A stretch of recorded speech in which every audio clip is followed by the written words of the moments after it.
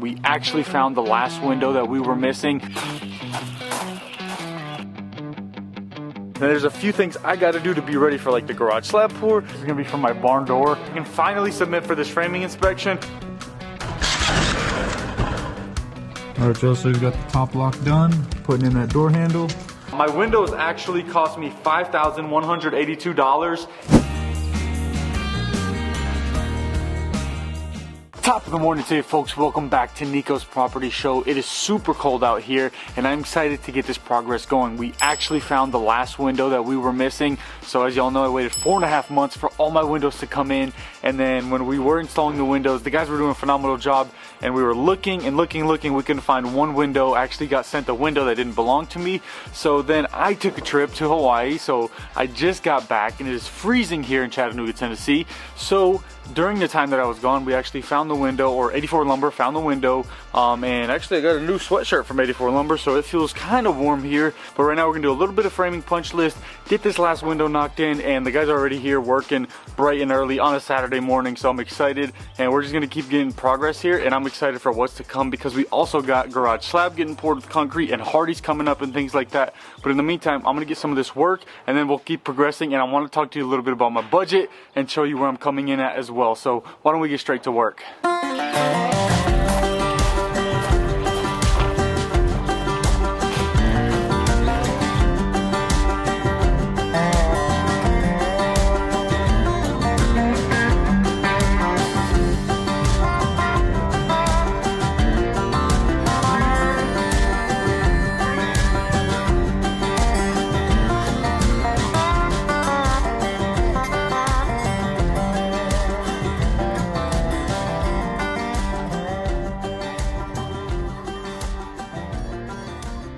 So they got that window installed, and the last step is going to be putting that zip tape on the outsides, get it nice and secured, make sure it's all waterproof, and then they're going to do a couple of things on the inside of the house. And once they're done doing the couple of things on the inside with the framing punch list, we're going to be all done, ready for a final inspection on this framing inspection, and I can't wait to get that progress going. And there's a few things I got to do to be ready for like the garage slab pour, and as I told you, I'll tell you a little bit about the budget and everything like that as I've been gone and taking a trip just to recharge and everything like that. So we'll talk about the experience of building to this point, and let's just finish up all this work, make sure we're ready for all these different steps, because these things are important to be able to keep this progress moving.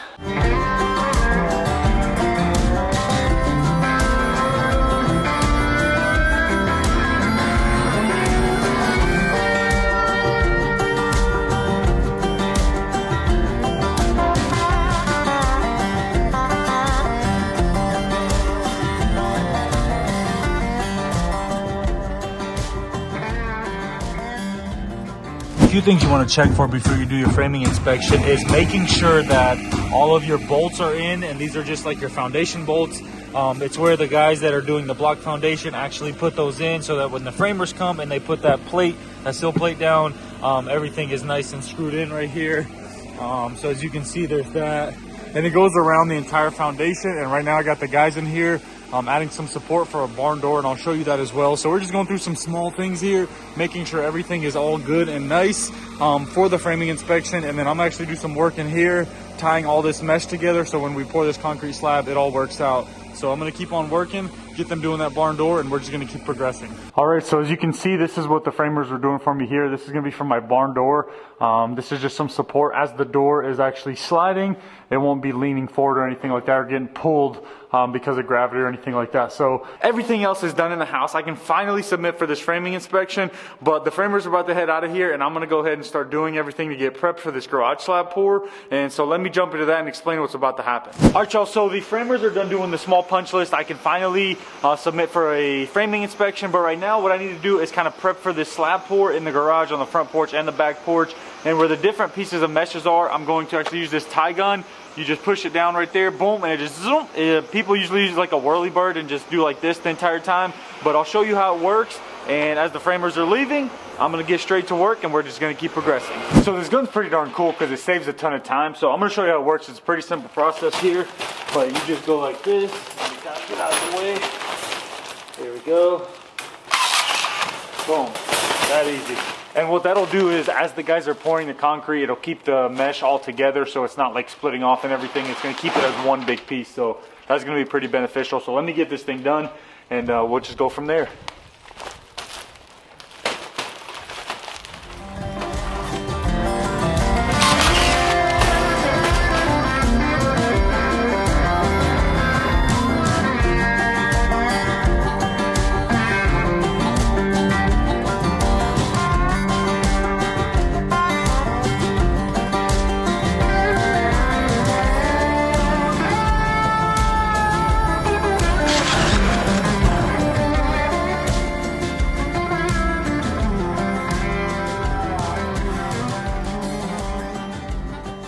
Alright, y'all, so these tie guns are actually a game changer. All right, you save so much time using these without using the whirlybird.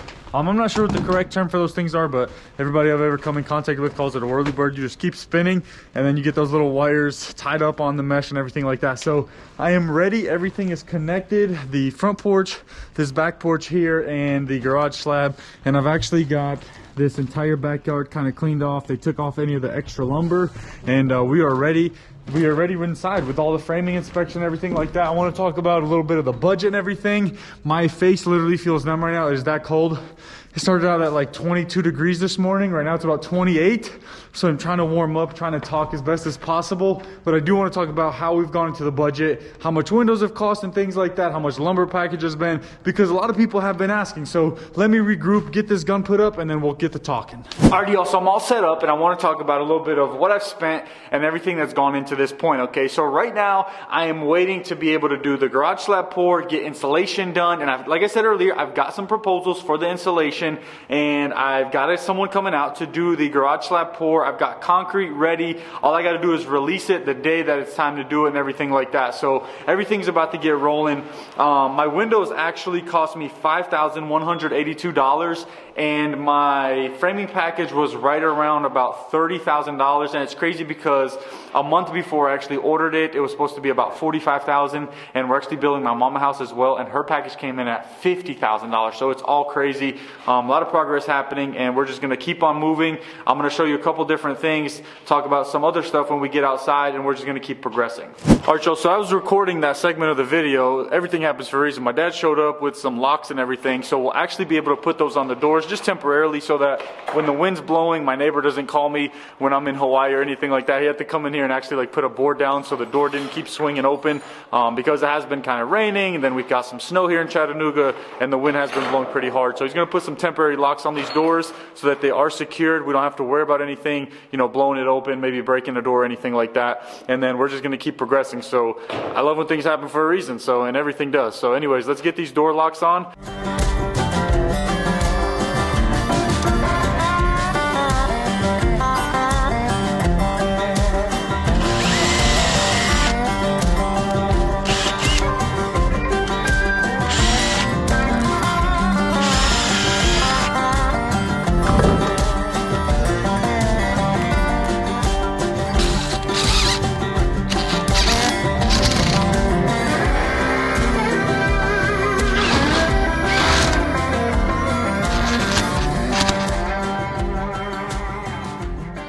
Alright, y'all, so as I was saying, we're just putting some temporary locks on the doors right here. Of course, when your dad just has a bag of tools constantly, he keeps a box of these from all the houses that they've built and everything. So front door, back door is going to get that.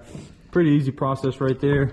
We're going to get some nice hardware for the final finish, but while we're building, why not keep it locked, keep people out? We've already had people stealing on the job site, as I've told you before. Nothing has actually gotten taken again since then, so maybe that's a good thing, and they learned their lesson, and life goes on from there. So we're just going to make sure that, you know, I can control what I can control. I can't get mad if someone comes over here and steals something, but that's just how life goes. So we're going to put these locks on, and then I'm going to touch on, like I said, a few more things at the end, just to give you an idea of what's happening with the entire build and give you like a scheduled out idea of what I hope happens, because you know how construction goes, you never know what can happen. So let's get back to these locks.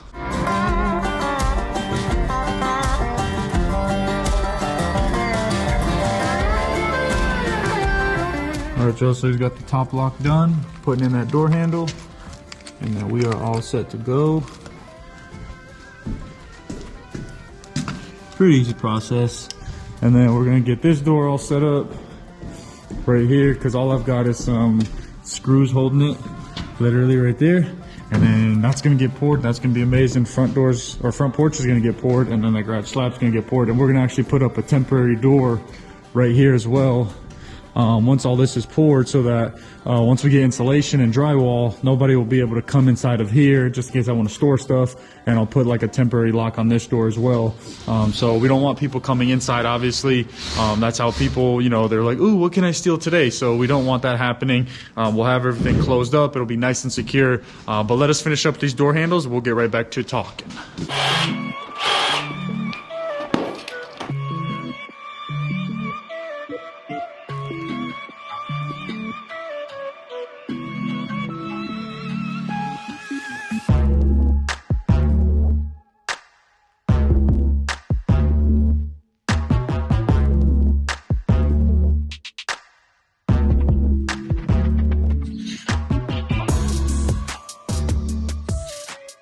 Alright, y'all, so as my dad's in there finishing up, another little thing I want to do to prep for this pour on the back porch is take some Tyvek tape and run it along this flashing right here. Of course, they're only pouring to this line, but I don't want to have to like cut the Tyvek tape later on. It's kind of hard to cut Tyvek tape. It's so brittle. So I'm going to run Tyvek tape all the way along that flashing, so that if water or moisture ever comes down here, it's just going to roll all the way down off the concrete and then off that back porch right there. So I'm going to set up this camera and get this Tyvek tape wrapped all the way around. And these are just the little things that you got to do as, you know, bigger things are happening. So little things matter. Make sure you're taking care of the small things. My dad's in there knocking out those locks, as I said, the temporary locks, so that the doors don't swing open back and forth. And I'm just going to get to work.